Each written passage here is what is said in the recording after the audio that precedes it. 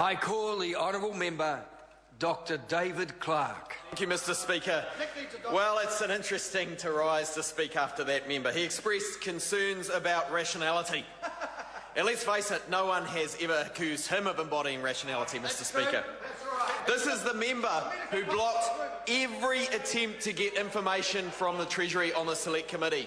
He wasn't alone. The national members didn't want to hear the facts. They didn't want the facts from the officials that were there to guide them.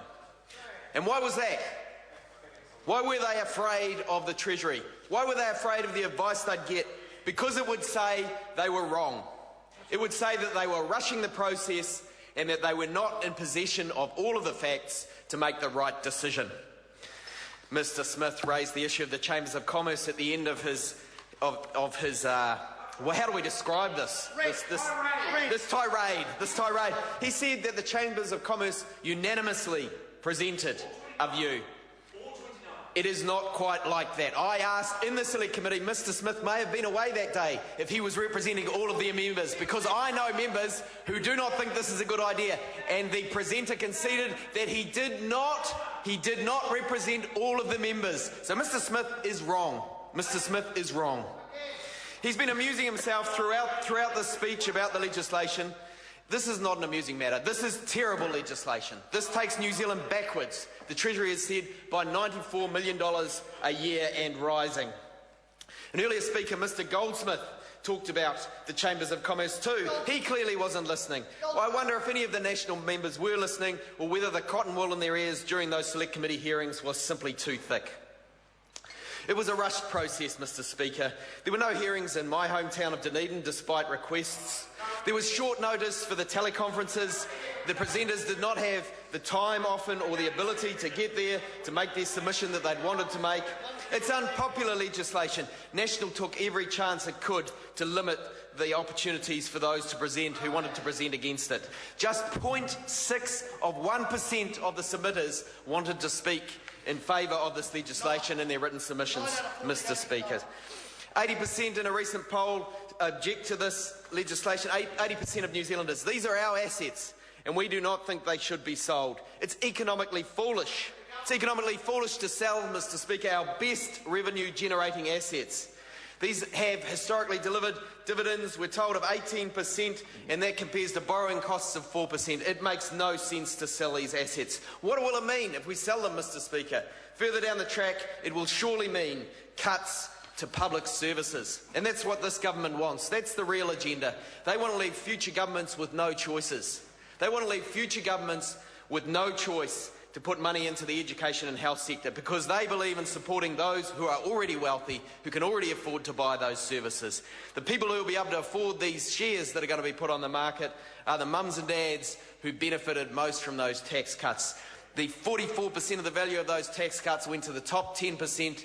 The bottom 20% of earners got just 2% of the value of those cuts. And we know who will be the first in the queue to buy those shares, Mr. Speaker, and it won't be the majority of New Zealanders. The Treasury tells us this legislation will take us backwards as a country by $94 million per annum. So what is the government's argument? Why does it want to do this? Nobody can understand. Firstly, they said they wanted to pay debt. Well, frankly, government debt is an issue we need to keep an eye on, but it's not the real issue in New Zealand. Private debt is the big issue here. We need pro-growth policies that support our exporters, not to be focused on the limited concerns of government debt. We need to pay for social infrastructure, said the National Party next. That's what they said in the budget last year. Well, this budget, they've come up with a different story again, a third story. And now it's about other infrastructure, Mr. Speaker. They don't know what this money's for. They don't have a plan for it. All they know is they want to sell these assets off. They don't like the facts, Mr. Speaker. The BPS, the Budget Policy Statement, tells us that $266 million a year will be saved in borrowing costs if these assets are sold off. But it also tells us that we lose $360 million a year in foregone dividends. That takes us backwards by around $100 million a year, Mr. Speaker. It ties the future government into borrowing when we go down a partial privatisation model. Future governments wanting to expand these enterprises will be tied into capital expansions driven by the other shareholders. Governments will have to stump up with more funding, and that could mean more borrowing further down the track. It is short-sighted legislation, Mr. Speaker, and that's what we get with a rushed process. And we know too that the dividends will flow offshore. We've got an example of that, a historic example. We know about Contact Energy. Well, who sold that? Who sold Contact Energy, my colleague asked.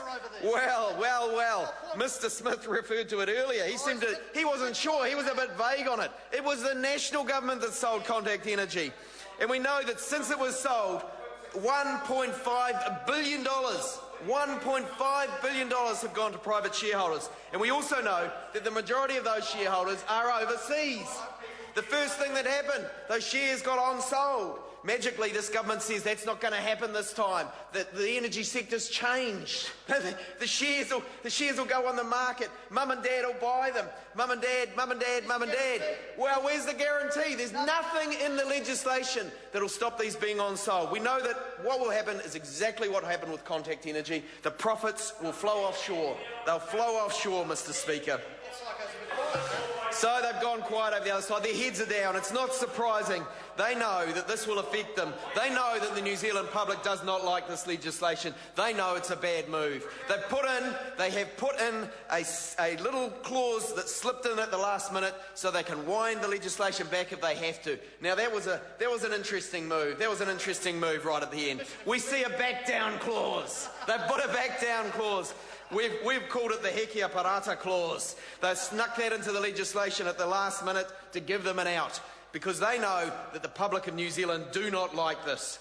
Now, what about the $120 million that's going to merchant bankers for the sale, Mr. Speaker? What of that $120 million? Well, it's about priorities. Imagine what you could do with $120 million. It's probably another teacher in every school. Rather than taking one away, you could put an extra one in every school if you weren't paying that money to merchant bankers, Mr. Speaker. This is short-sighted legislation. And we're only happy to see that back-down clause because we know what it means. We know that Mr. Key's giving himself a way out for another flip-flop. We heard from one submitter at the Select Committee about the slippery slope, the partial privatisation model as it's worked overseas. And what can happen, Mr. Speaker, is that when you get close to that 49% mark, private investors who are shareholders in that company say, we won't put anything else in unless you privatise the whole lot. They hold the company to ransom. It's happened overseas, and we know how easily it could happen here. This is a slippery slope, Mr. Speaker. But no, on they go. What they say is sell, sell, sell. What happens when they're sold? Well, the other thing we know is that power prices are going to go up. We've seen it happen historically. The government hasn't stopped it happening. Between 2000 and 2007, we know from historic modelling that $4.2 billion worth of overcharging happened in the power sector in New Zealand. We got a report back. Unfortunately, Labor was just going out of office. The national government had the opportunity to act on those findings, to rein the electricity market in. They didn't do it. And what we see is from Grey Power came to the Select Committee and told us old people will freeze to death in their homes because of this legislation. That's what Grey Power told the Select Committee. They said old people will freeze to death in their homes because of this legislation, Mr. Speaker. We also know that businesses will suffer because of this legislation. When the only thing that matters to a company is its bottom line, when that social responsibility clause comes out, National are taking it out of the legislation, no social responsibility.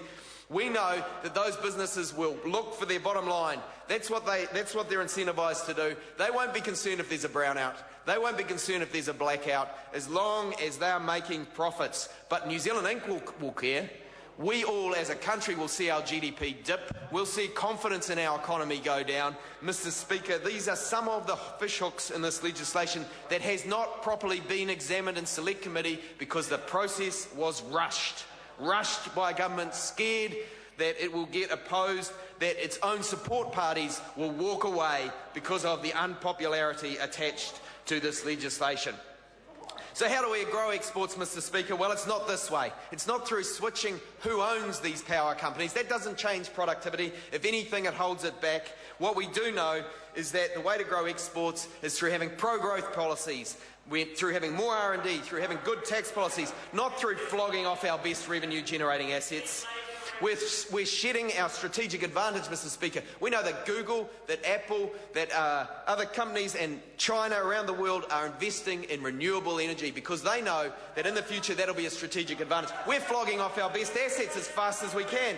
Well, Mr. Speaker, there's still something we can do, and that is to get out in the streets and march. That is to sign the citizens-initiated referendum that Grey Power are leading. I'll be out on this Saturday in Dunedin looking for an opportunity to march down the street from the dental school to the Octagon to make my voice heard, and I hope others will be around the country and signing that petition. This is terrible legislation, Order.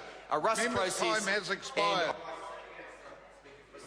David, order. Order. A point of order, Honourable Clayton Cosgrove.